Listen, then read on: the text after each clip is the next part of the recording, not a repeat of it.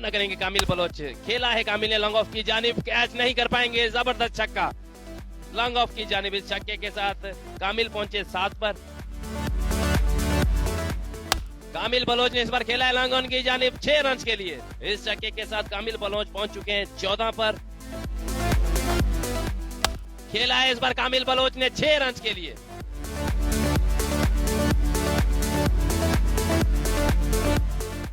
यहाँ पर full toss का भरपूर फायदा उठाया और खेल दिया है 6 रन के लिए। नो बॉल का इशारा अंपायर की जानिब से। 27 पर पहुंचे कामिल बलोच। खेला है इस बार, अच्छा खेला है स्ट्रेट बाउंड्री की जानिब 4 रन के लिए। बैक टू बैक दूसरी बाउंड्री कामिल बलोच के बैट से।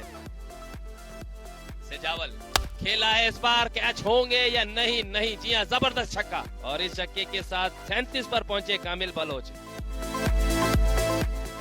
खेला है इस बार कामिल बलोच ने बैक टू बैक छक्कों की भरमार कर दी है और इस छक्के के साथ 43 पर पहुंच चुके हैं। महज 12 गेंदों का किया है सामना।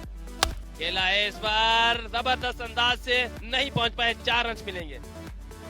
3 रन चाहिए हाफ सेंचुरी के लिए। खेला है इस बार स्ट्रेट की जानिब कामिल बलोच ने 6 रन के लिए। कामिल बलोच ने अपने 50 रन मुकम्मल कर लिए। 14 गेंदों पर 53 रन बनाए।